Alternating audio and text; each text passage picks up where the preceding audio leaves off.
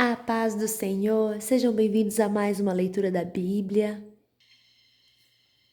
E hoje nós vamos ler os capítulos 30, 31 e 32, 3 capítulos do segundo livro das Crônicas.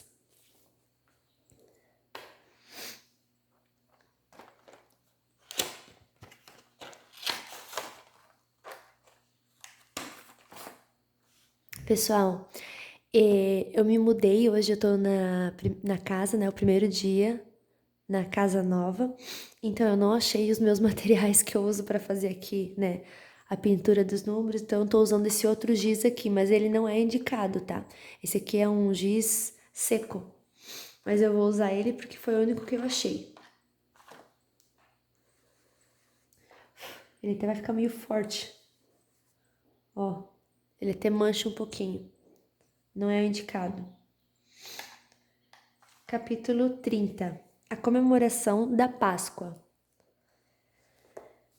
Depois disso, o rei Ezequias enviou mensageiros por toda a terra de Israel e de Judá, e mandou cartas para o povo das tribos de Efraim e de Manassés, convidando todos para virem ao templo em Jerusalém, a fim de comemorar a festa da Páscoa, em honra do Senhor, o Deus de Israel.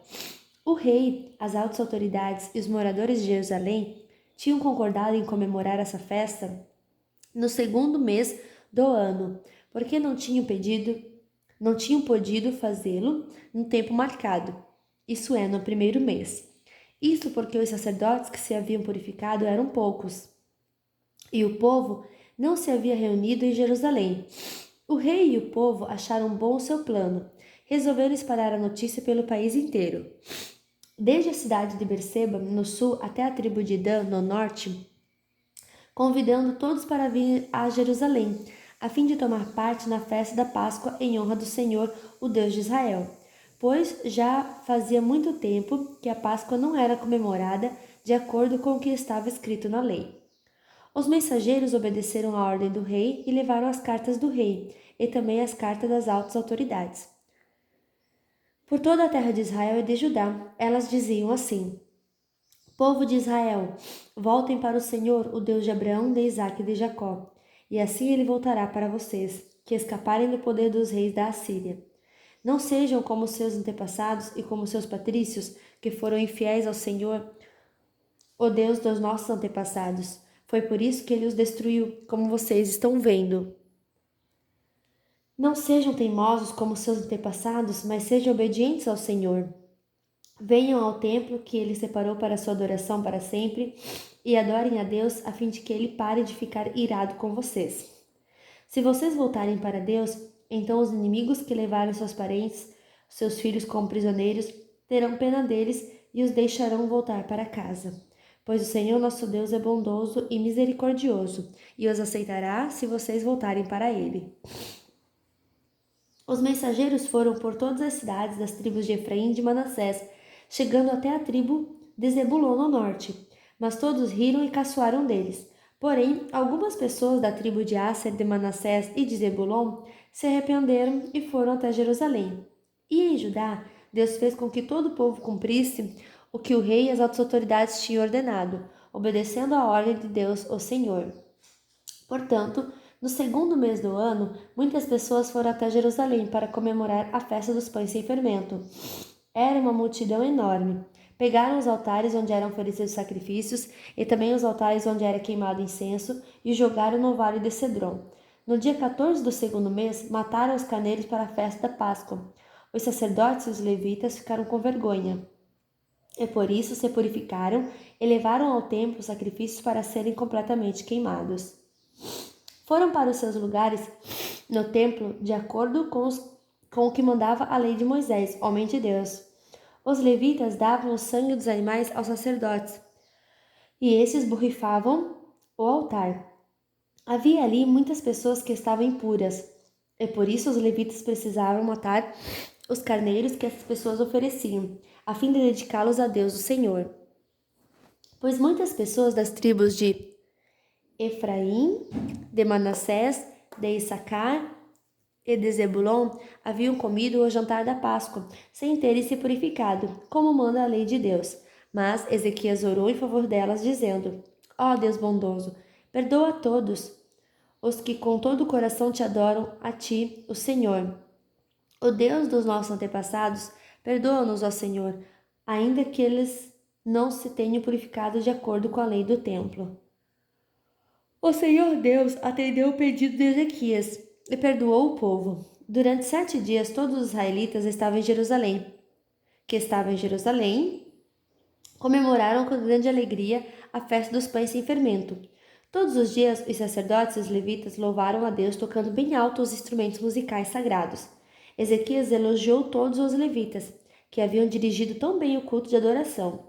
Durante 7 dias, todos tomaram parte na festa. Apresentaram as ofertas de paz e louvaram o Senhor, o Deus dos seus antepassados. Aí, concordaram em festejar mais 7 dias, e assim fizeram com muita alegria. O rei Ezequias deu ao povo 1000 touros novos e 7.000 carneiros, e as altas autoridades deram 1000 touros novos e 10.000 carneiros para a festa. E muitos sacerdotes se purificaram. Assim todo mundo ficou alegre. O povo de Judá, os sacerdotes, os levitas, as pessoas que tinham vindo da terra de Israel e os estrangeiros que moravam em Israel e Judá. Houve grande alegria em toda a cidade de Jerusalém, pois desde o tempo de Salomão, rei de Israel e filho de Davi, nunca havia acontecido uma coisa assim. Os sacerdotes e os levitas, de pé, pediram as bênçãos de Deus para o povo, e Deus, no seu santo lar no céu, ouviu a oração e atendeu o pedido deles. Capítulo 31.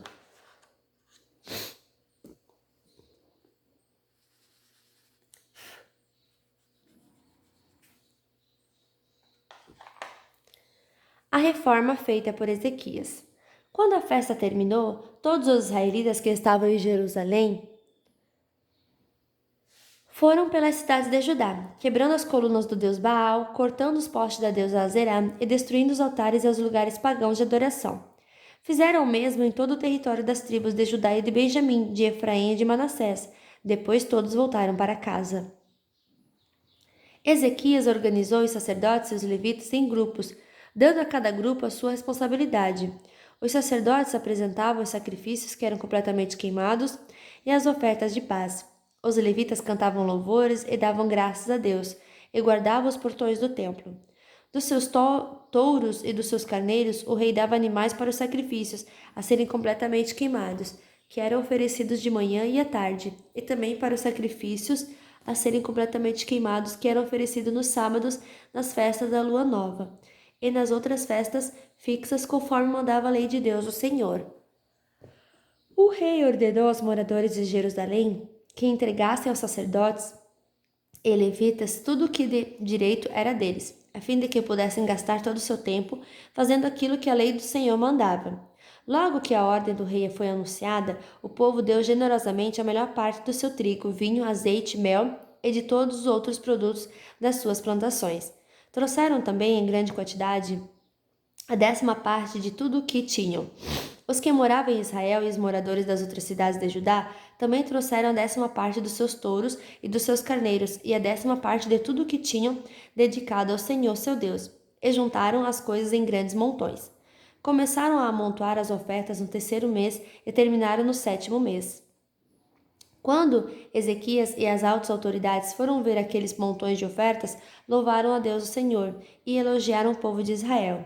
Ezequias falou com os sacerdotes e os levitas a respeito daqueles montões.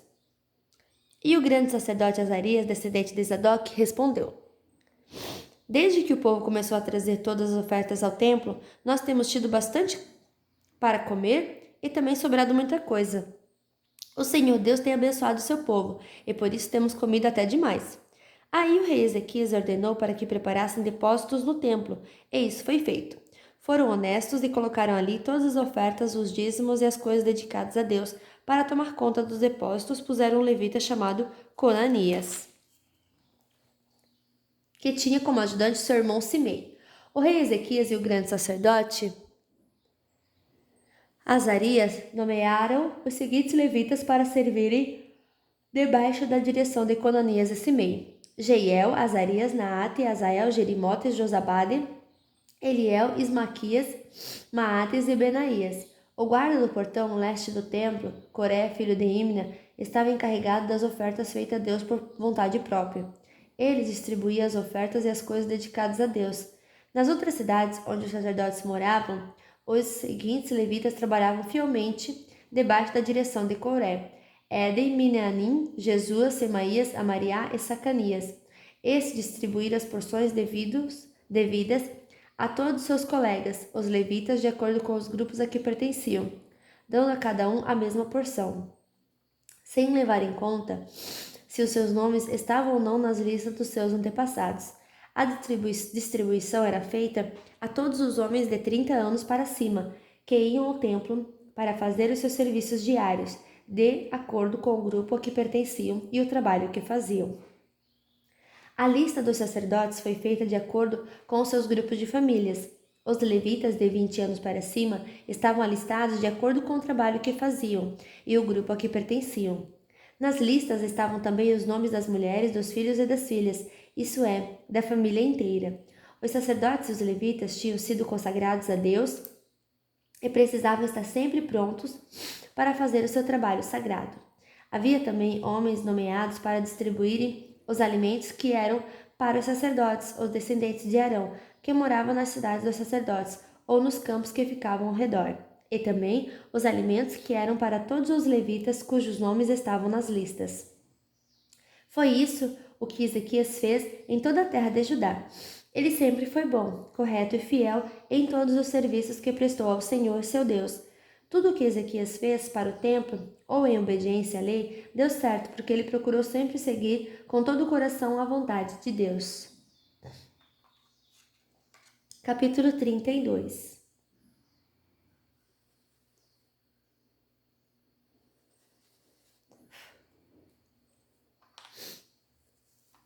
Depois de tudo isso e dessas provas de fidelidade que o rei Ezequias deu, Senaqueribe, rei da Assíria, invadiu o país de Judá. O seu exército cercou as cidades protegidas por muralhas, procurando conquistá-las. Quando Ezequias viu que Senaqueribe estava planejando atacar Jerusalém também, consultou os seus chefes militares e civis e propôs que tapassem as fontes de água que ficavam fora da cidade.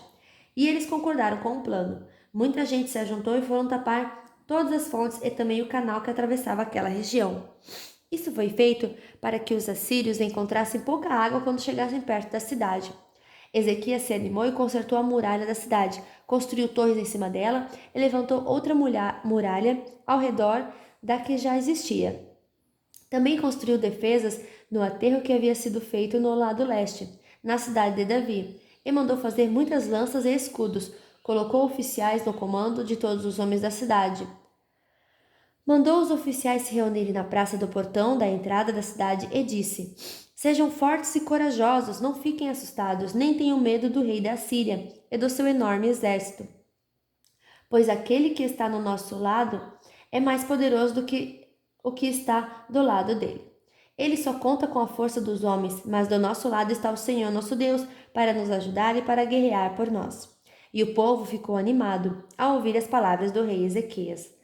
Algum tempo depois, Senaqueribe, rei da Assíria, junto com seu exército, estava cercando a cidade de Laquis. Ele enviou alguns oficiais a Jerusalém para entregarem ao rei Ezequias a seguinte mensagem: Eu, Senaqueribe, rei da Síria, quero saber como é que vocês, moradores de Jerusalém, podem se sentir seguros ficando aí enquanto o exército inimigo está cercando a cidade. Ezequias diz que o Senhor, o Deus de vocês, os livrará das minhas mãos, mas ele os está enganando e vocês morrerão de fome e de sede. Pois foi o próprio Ezequias que acabou com os lugares de adoração e com os altares desse Deus, e disse ao povo de Judá e aos moradores de Jerusalém que adorassem a Deus diante de um altar só e queimassem incenso somente naquele altar. Será que vocês não sabem o que eu e os meus antepassados fizemos com os povos de outras nações? Vocês pensam que os deuses daquelas nações foram capazes de salvá-las das minhas mãos? Não houve nenhum deus das nações que os meus antepassados conquistaram que fosse capaz de salvar o seu povo do meu poder. Então por que é que vocês pensam que o seu Deus pode salvá-los das minhas mãos? Portanto, não deixe que Ezequias os engane assim. Não se iludam, não acreditem nele. Nunca houve nenhum Deus que pudesse salvar o seu povo do poder dos meus antepassados ou do meu poder. Muito menos o Deus de vocês poderá salvá-los. Os oficiais assírios disseram coisas ainda piores contra Deus o Senhor e contra o seu servo Ezequias. E Senaqueribe escreveu cartas em que insultava o Senhor, o Deus de Israel, dizendo o seguinte contra ele: os deuses de outras nações não salvaram seus povos das minhas mãos. Assim também o Deus de Ezequias não salvará o seu povo das minhas mãos. Os oficiais gritaram isso em hebraico aos moradores de Jerusalém, que estavam em cima da muralha da cidade, a fim de assustá-los e deixá-los apavorados, e assim poder conquistar a cidade. Os oficiais falaram a respeito do Deus de Jerusalém, como se ele fosse como os deuses de outros povos, que são ídolos feitos por mãos humanas. Aí o rei Ezequias e o profeta Isaías, filho de Amós, oraram a Deus e pediram a sua ajuda. Então o Senhor Deus enviou um anjo que matou todos os soldados e todos os oficiais do exército assírio. O rei Senaqueribe voltou envergonhado para o seu país. Certo dia, quando estava adorando no templo do seu Deus, alguns dos seus filhos o mataram à espada.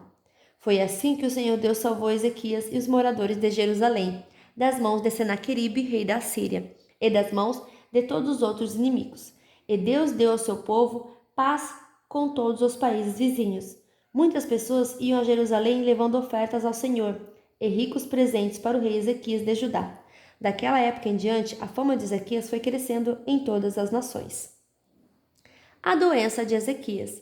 Por esse tempo, o rei Ezequias ficou doente, quase morreu.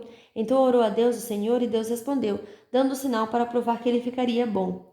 Deus foi bondoso com Ezequias, mas ele não lhe agradeceu, pois era orgulhoso. Por isso Deus ficou irado com ele, com o povo de Judá e com os moradores de Jerusalém. Aí Ezequias se arrependeu de seu orgulho, como também os moradores de Jerusalém, e assim o Senhor só castigou o povo depois da morte de Ezequias. A riqueza de Ezequias. Ezequias ficou muito rico, recebeu muitas homenagens. Construiu depósitos para guardar a prata, o ouro e as pedras preciosas, as especiarias e os escudos, e os outros objetos de valor que possuía. Construiu também armazém para os cereais, o vinho e o azeite, estrebarias para o gado e currais para os carneiros. Ezequias também construiu cidades. Ele se tornou dono de muito gado e de muitos carneiros, pois Deus lhe deu muitas riquezas. Foi Ezequias quem mandou tapar a saída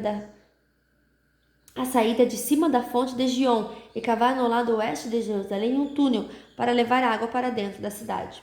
Tudo o que Ezequias fez deu certo.